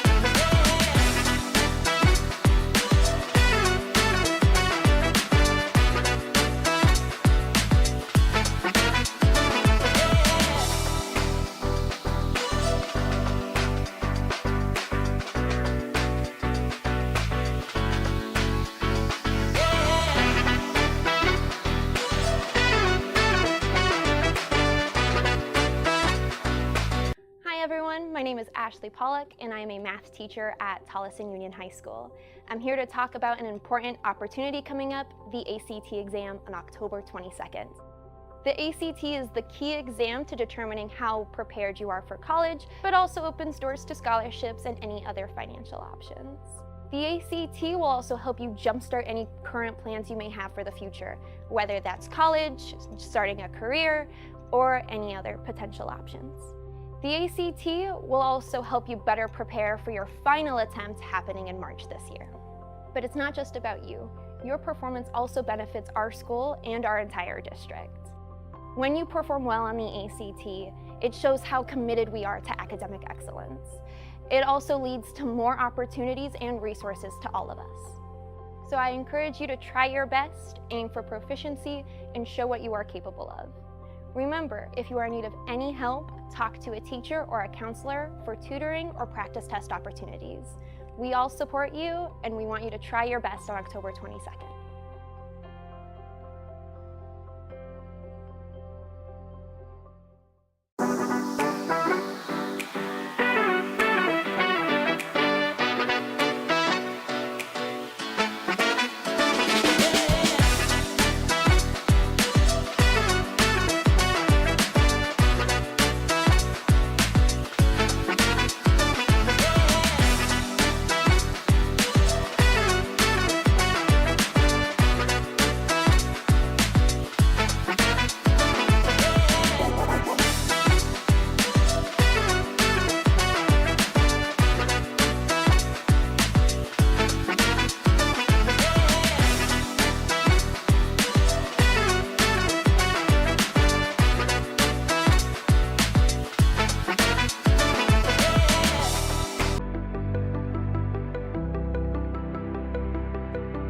Consent agenda item.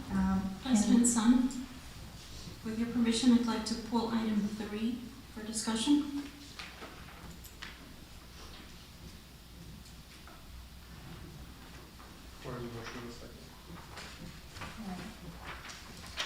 Can I, did you second? I was just saying. Can we have a second? I'd like to make a motion to pull item 3 for discussion.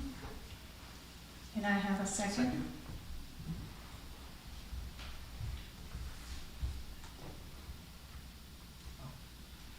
Second.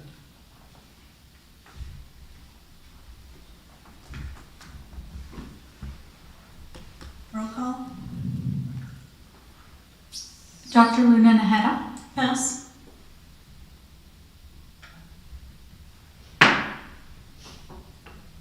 Member Dr. Luna Najera. Moving forward, the option to pass in this procedural meeting will not be allowed. President Sun, I will remind you that it is in Robert's rules and I am allowed to pass. Member Dr. Luna Nahara, the meeting as conducted, I will not allow the pass.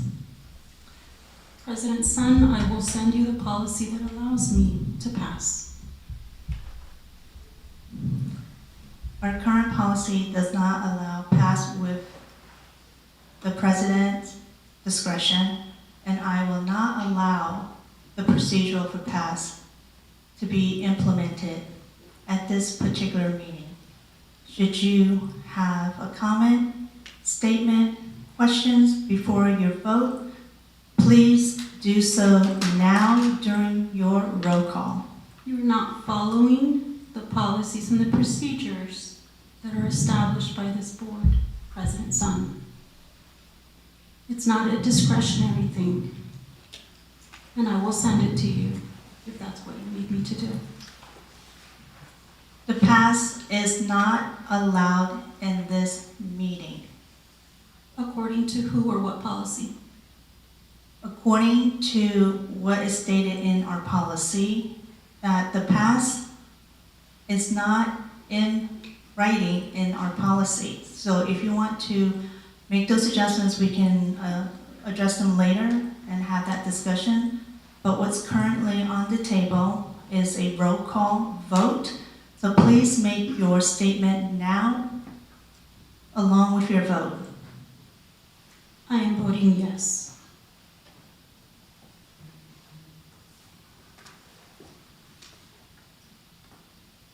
Mr. Del Palacio?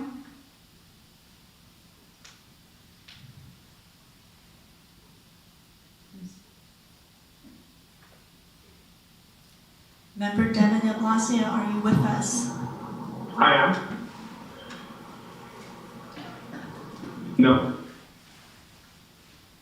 Mr. Ortega Romero? Abstain?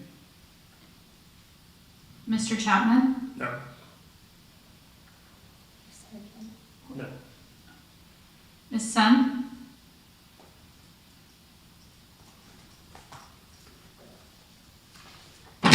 Before I make my vote, I'd like to make my explanation. It is unfortunate that the vote is a split. Personally, this is unacceptable. As a district, as the president of this district board, having a split vote is unacceptable. It sends a negative message out to our communities, to our staffs of 1,400 members that have worked hard in supporting this board, and for us not to be united is very, very unfortunate. For me personally, when the votes are split like this, it's difficult for me to move forward.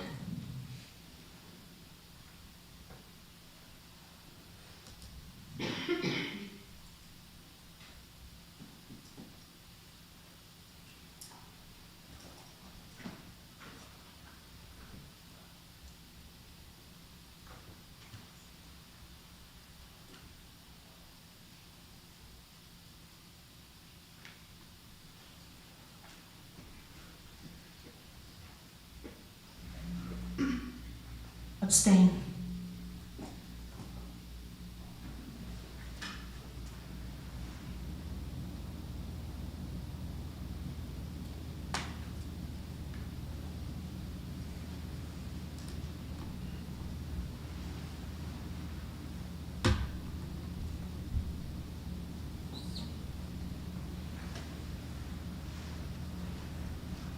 I'd like to make a motion to approve the consent agenda.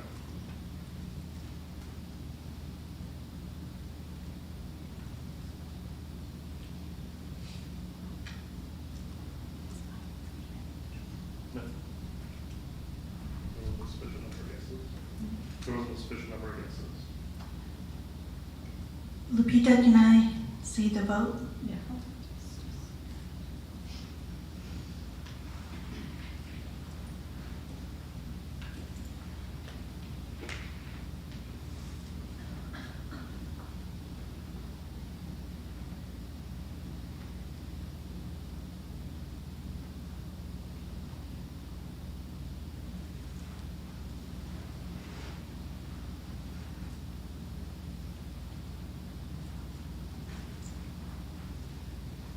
I believe there's a motion on the table. Can I get a second?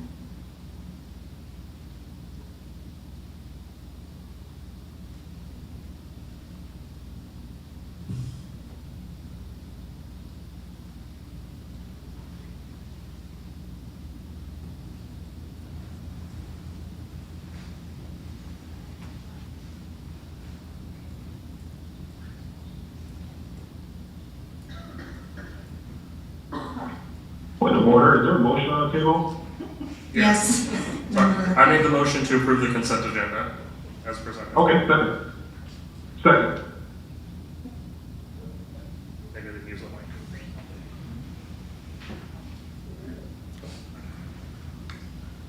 Dr. Luna Naheda. This board has already hired ADM Group for architect services and unanimously passed a master architect agreement with ADM in May of last year. ADM has already been paid $1.5 million for work on several projects, including school number 8. I don't think this is legal, and I vote no. Mr. Del Palacio, Yes.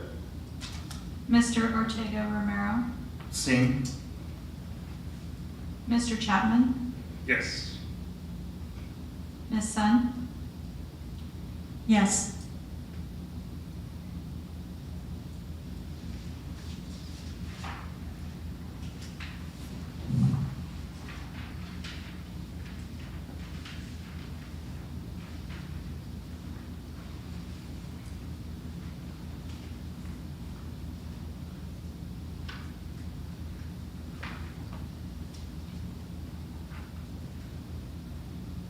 So our first action discussion items will be to approve the employee contract language revision. Superintendent Guys. Yes, Madam President, members of the board, for an encore performance from last board meeting, I'd like to invite up Mrs. Stacy Amaraz, our Executive Director of Human Resources. President Sun, sorry. President Sun, Vice President Chapman. Administration seeks governing board approval of the updated employee contract language for the following contracts. We have 6: certified administrator, certified teacher, classified administrator, classified exempt employee, classified hourly employee, and a school psychologist. You can see there that those are the changes that were made throughout all of the contracts, and that the classified exempt contract, which is given to our substitutes, our permanent substitutes, we had moved them to 8 hours last year. We are asking that they be moved back down to 7, which was discussed in the meet and confer.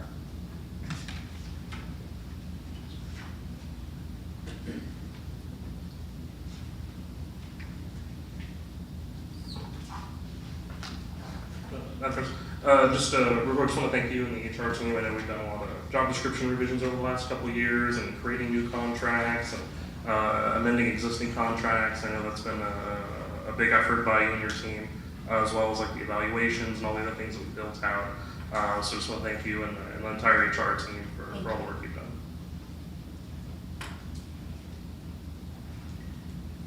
Members, any other comments, questions?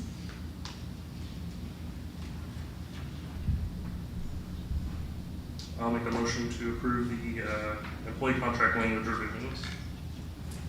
Second.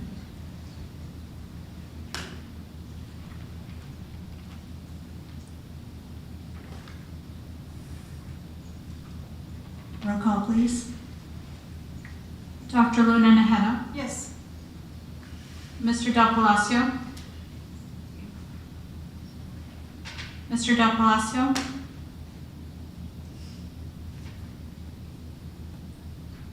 Mr. Ortega Romero, Yes. Mr. Chapman, Yes. and Ms. Sun. Yes.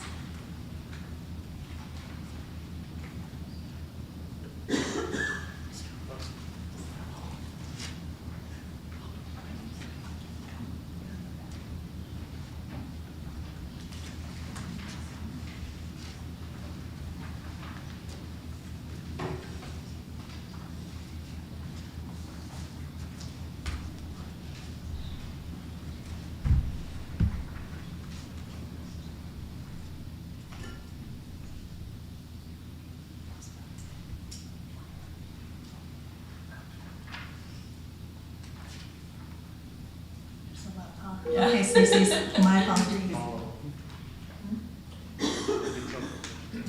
good chunk of them? Okay, so we're on to the number 2, discussion consideration to approve the fiscal year 25-26 corresponding employee work calendars.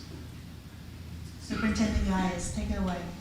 Yes, Madam President, up once again, didn't go far, Mrs. Stacy Almaraz, our Executive Director of Human Resources. Ms. Sun, President Sun, Vice President Chapman, members of the board. Administration seeks governing board approval for the 25-26 approval of the corresponding employee work calendars.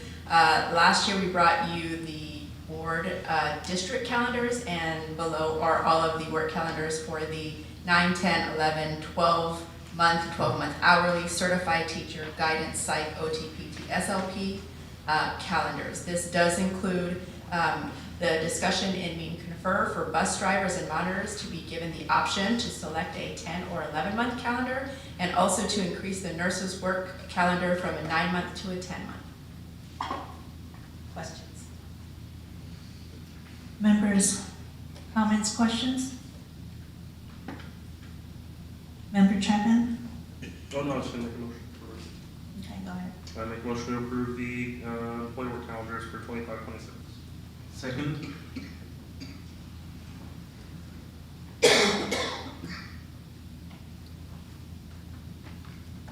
Roll call, please. Dr. Luna Najera, Yes. Mr. Del Palacio, Mr. Ortega Romero, Yes. Mr. Chapman, Yes. and Ms. Sun. Yes, thank you. Now on to H3, discussion consideration to approve job description revisions for teacher on assignment, Director of Human Resources, Certified Director of Human Resources, Support Staff, IB Coordinator, and Instructional Coach, Math. Superintendent, take it away. Yes, Madam President, now going for the triple, Mrs. Stacy Almaraz. President Sun, Vice President Chapman, members of the board. Administration seeks governing board approval of the job descriptions that you just listed. We did pull these from last board agenda to make a couple of revisions on the teacher on assignment, Director of Human Resources, both certified and support staff, the IB coordinator for La Jolla High School, and the instructional math coach for the OLS department. Any questions? Make a motion to approve the job description revisions. Second.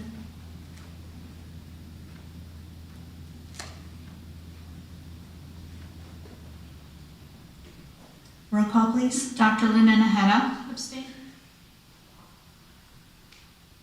Mr. Del Palacio, Mr. Ortega Romero, Yes. Mr. Chapman, Yes. and Ms. Sun. Yes.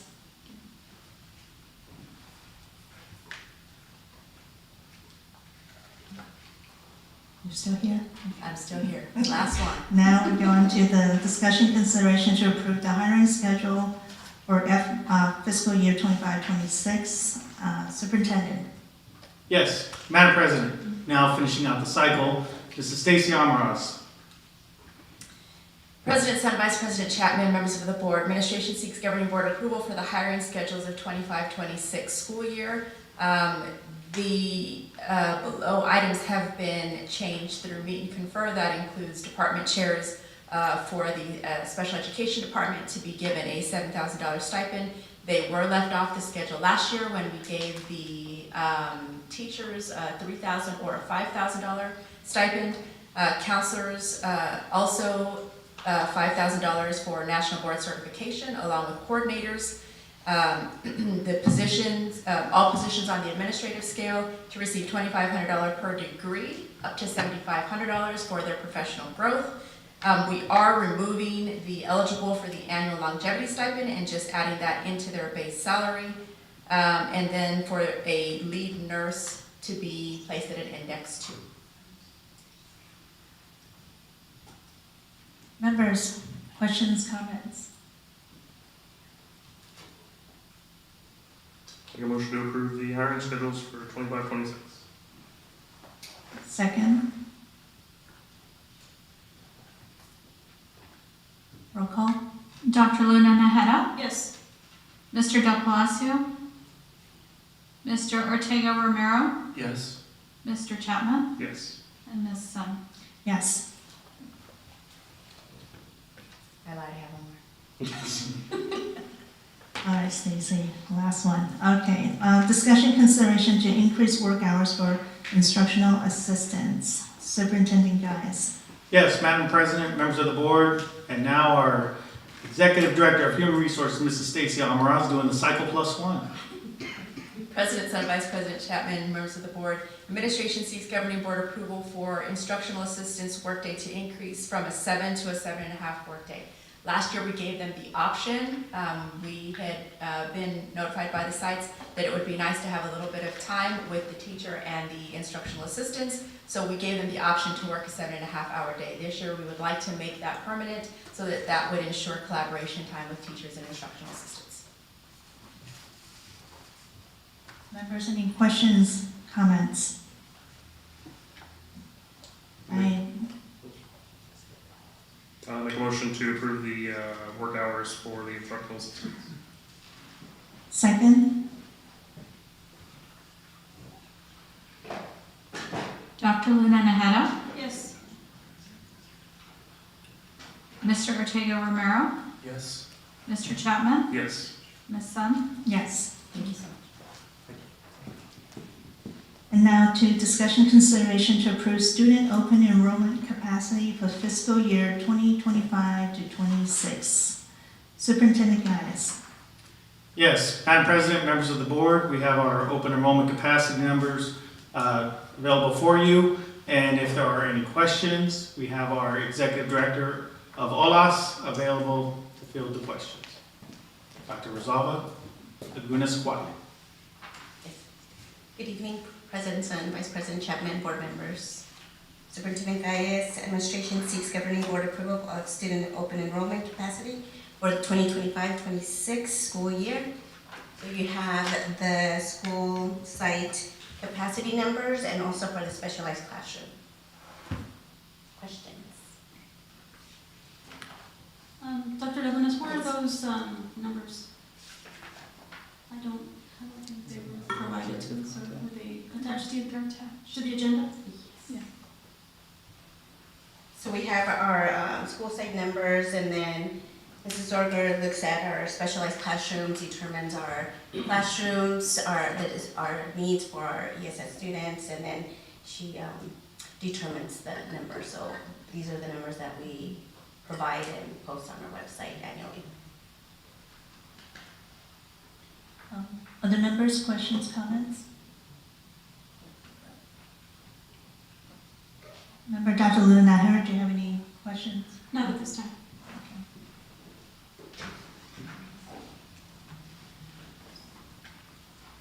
Make a motion to approve the student open enrollment capacity for 25-26. I second.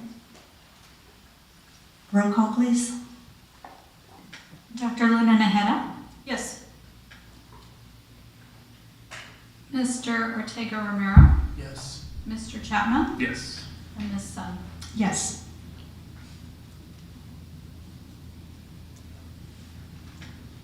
Thank you.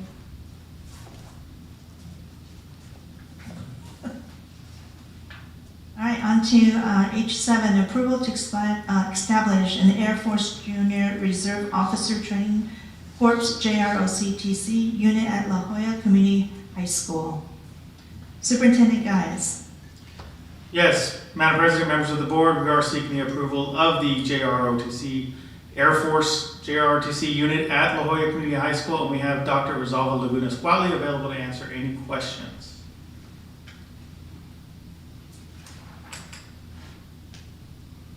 So attached, you have the application for La Jolla Community High School. Okay, well, I'll motion for the approval to establish an Air Force Junior Reserve Officer Training Corps JROCT unit at the La Jolla Community High School. Can I have a second?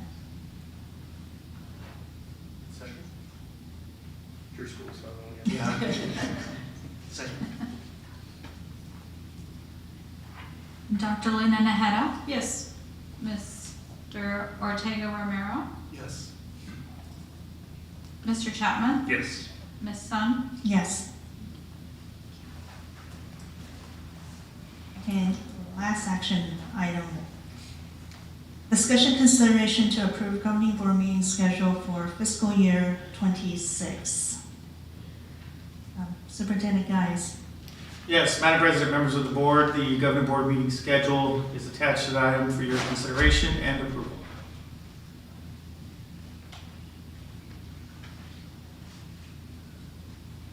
I motion for the approval governing board meeting schedule for the fiscal year 26. Can I have a second? Second.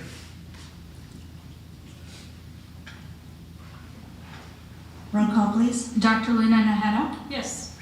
Mr. Ortega Romero, Yes. Mr. Chapman, Yes. and Ms. Sun. Yes. If there's no request for future agenda items, I have one, Ms. Sun. I would like to request a list of non-renewals and a quick blurb on why they are not being renewed. If we can get that in our email, I would really appreciate it.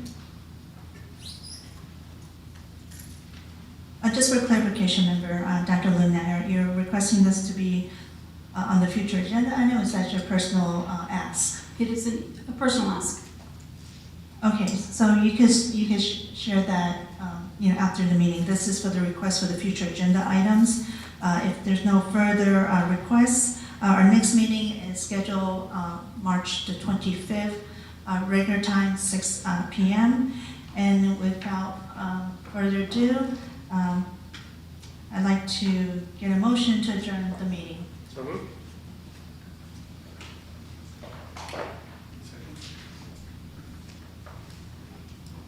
Dr. Luna Najera, Yes. Mr. Ortega Romero, Yes. Mr. Chapman, Yes. and Ms. Sun. Yes. Thank you everyone for being here. Sorry for the delay. The meeting is adjourned at 8:10.